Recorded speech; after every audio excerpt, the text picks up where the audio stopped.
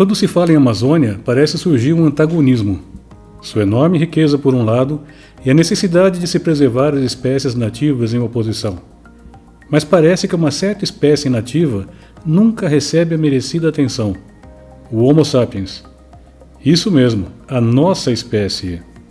Por falar em espécie, esse aqui é o canal Sapiens. Aqui nós falamos sobre fatos e curiosidades dessa nossa espécie.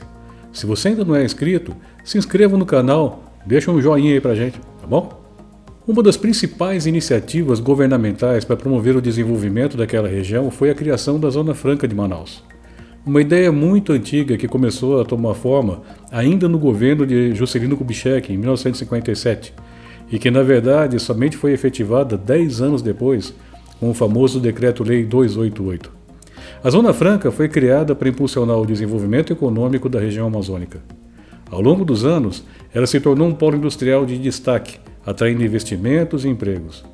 No entanto, esse crescimento não veio sem desafios sociais significativos. Em poucas décadas, a população de Manaus saltou de menos de 200 mil para mais de 2 milhões de habitantes. E não foi um crescimento planejado ou ordenado.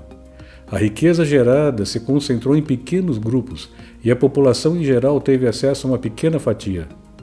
Resultado, a região tem indicadores socioeconômicos bem aquém do que se esperaria de uma região de tamanhas riquezas. Ora, se a Amazônia é tão rica, por que isso ocorre? Talvez seja em função de um planejamento estatal centralizado, concebido ainda em meados do século passado, sofrendo remendos ao longo dos anos, e certamente esses remendos não foram no sentido de melhorar a qualidade de vida da população. Um plano que parece ter ignorado as vocações naturais da região.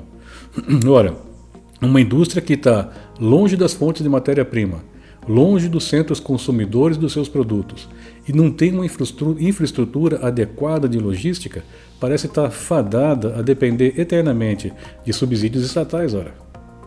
Bastante conveniente para grupos que querem perpetuar-se no poder, administrando as benesses estatais e garantindo serem defensores deste modelo.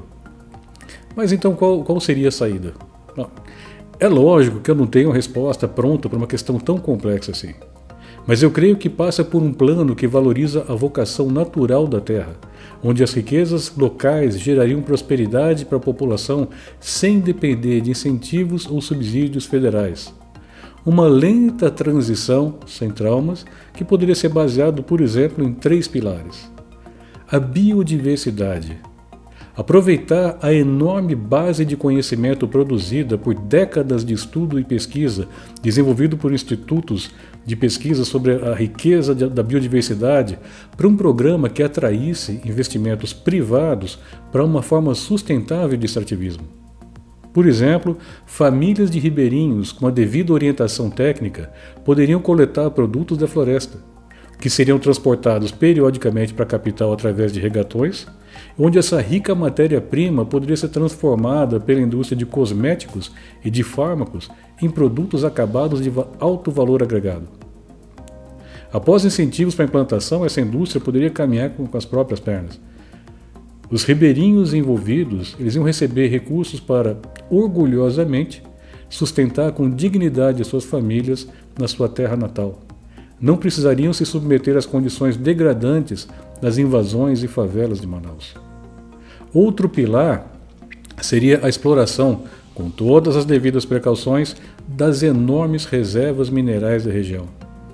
Investimentos privados na exploração consciente, com as devidas ações compensatórias e mitigadoras de qualquer eventual dano ambiental.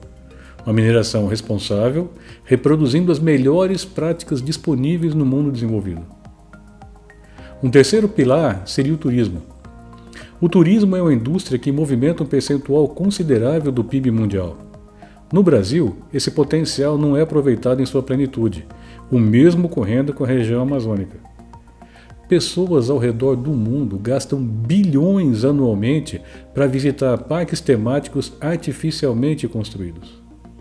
Imaginem alguns parques ao redor de Manaus aproveitando a beleza exótica da região e explorando temas como os peixes amazônicos, a fauna da floresta, curiosidades da flora, os encantos das águas e das cachoeiras e valorizando a cultura e as tradições locais. O aeroporto ia ter que ser ampliado e o fluxo de dólares para a economia local poderia mudar a história para sempre, talvez até suplantando eventualmente o atual modelo.